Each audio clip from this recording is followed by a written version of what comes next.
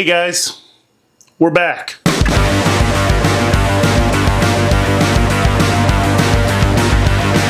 So we had probably like a almost 2-month hiatus here on YouTube, and a lot's happened in that time. So I think the last time we spoke, we were talking about all the house snakes.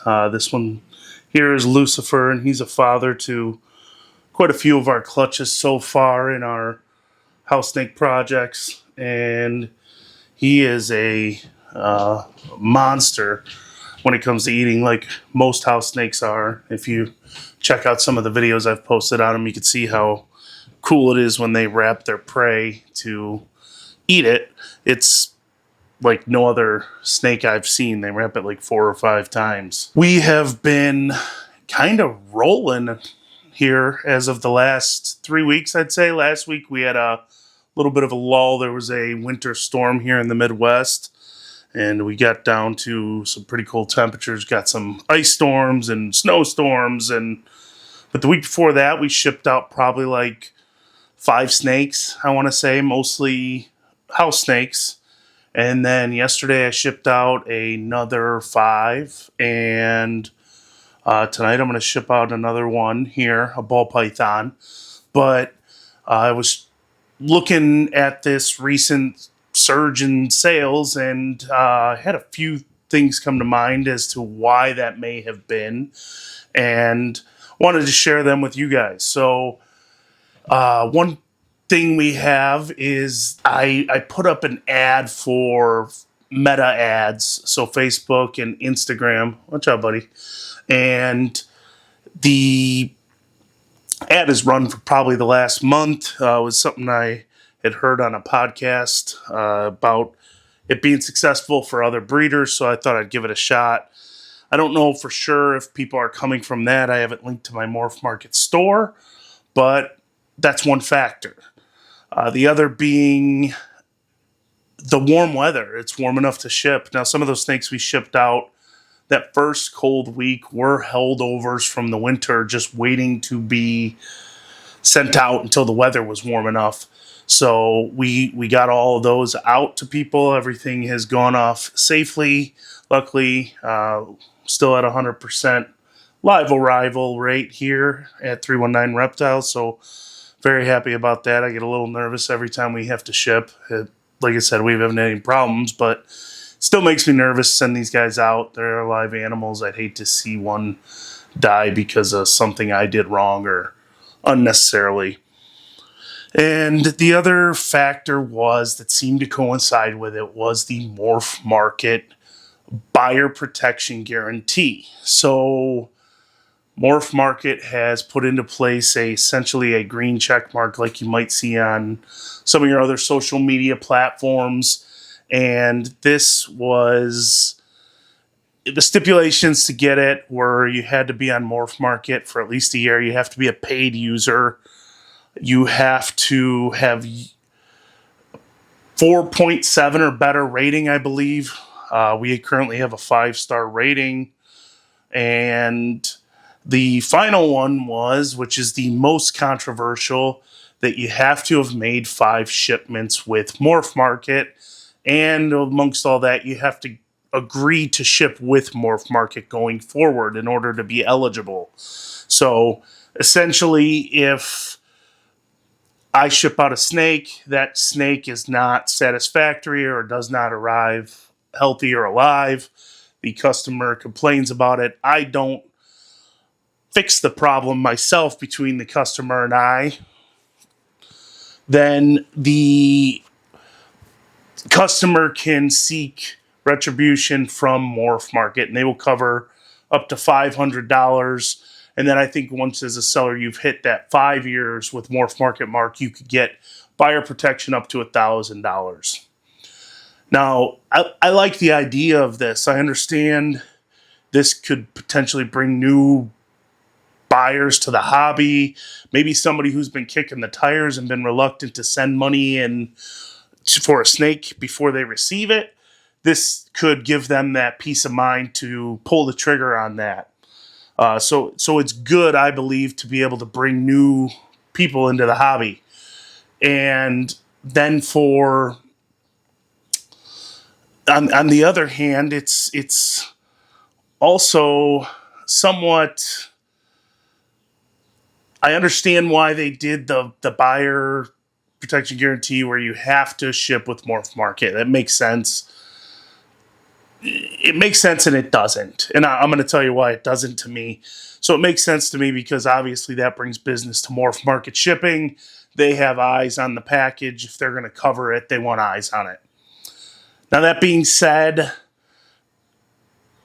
the shipping in the reptile world, it all goes through FedEx. Whether you ship with any company, it goes through FedEx. There's been a recent update where UPS is going to do some live shipping, and some of the companies will send their packages through UPS if they need to.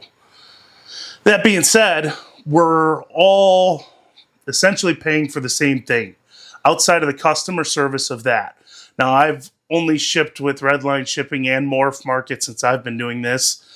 Redline Shipping was hands down, customer service was amazing.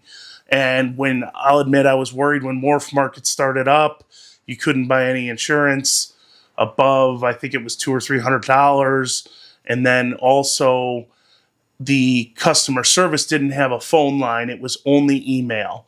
Now, I will say I've had to email them a few times, not for nothing serious, but the answers were extremely prompt. I think one time I had accidentally selected a priority shipping instead of priority overnight, and they were quick in getting my money refunded, and then I bought the right label. And another one with questions around their temperature guidelines and what their Lowe's temperatures they recommended were. But I haven't had any issues, and the customer service has been great with them as well. So we have an even playing field there with customer service. Now, whether that continues on or not with both companies, that remains to be seen. But once we get that package, we pay for the label, we drop it off at FedEx. Now it's going to the same place. Whether I buy a label with shipping company A, I'm dropping it off at the same FedEx hub. It's going to go to the same FedEx hub for the customer as if I would have used shipping company B. So there's no real incentive for them at that point to be able to say you had to buy with us, because either way it was going to follow the same path. And ultimately all the shipping companies, from what I understand, do a fairly good job. Typically the dead arrivals are because of something getting lost or people not following the correct shipping guidelines, especially with heat packs and box size and all of that. So the other caveat to this is how valuable is a green check mark for somebody like me who's 4 years in breeding. I've spent 4 years building up 5-star ratings on MorphMarket. Does that go away? Does the importance of the 5-star rating go away? Because now people are just going to look for a green check mark. That being said, there are some pretty stellar breeders out there that are industry known for being the best, have been doing this for 20 years in some cases, 20 plus years, and they don't have a green check mark because they aren't shipping with MorphMarket. For whatever reason, they have a relationship with another company that they're sponsored by, which in that situation, if you look at that breeder that has been shipping for 20 years, selling reptiles for 20 years with 5-star rating on MorphMarket, and they don't have a green check mark, it could create a little confusion when you see a newer breeder that does have that green check mark that doesn't have that reputation. So I think there needs to be a way for breeders to be able to go with these other sponsorships and honor them and honor these relationships they built over many years in this hobby, this industry, and still be able to get that green check mark. I don't know what that looks like going forward. I know people have kicked around the ideas on different, Instagram chats I've been a part of, but ultimately, if I have a green check mark and let's say Canova does not, how valuable is it? It's something that has got me thinking, because there are quite a few people that I talk to, Patreons I'm a part of, where they do have affiliations with other companies and they haven't been able to obtain that green check mark or that buyer protection guarantee. And a lot of these guys have 5-star ratings on MorphMarket with many more sales than I have on there. So it's just it sends a message. I don't know what that message is. When you're a new buyer, you look at that check mark and you might feel comfort. But once you've made a purchase or two and you understand how this goes, and typically, I mean, most people are trustworthy. They have a business they're standing in front of. If it's been around for any amount of time, they're going to totally wreck their name for taking a little bit of money from you and not selling a snake. It's just not likely. So those people who've been in the hobby and have made a few sales and understand how it works, they're not going to be as reluctant to make that purchase on MorphMarket.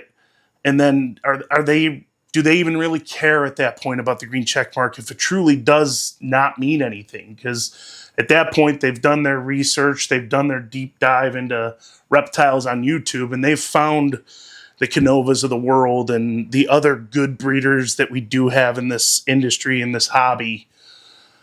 And it got me thinking. So I'd love to hear your guys' thoughts. Leave them a comment down below on what you think this green check mark means.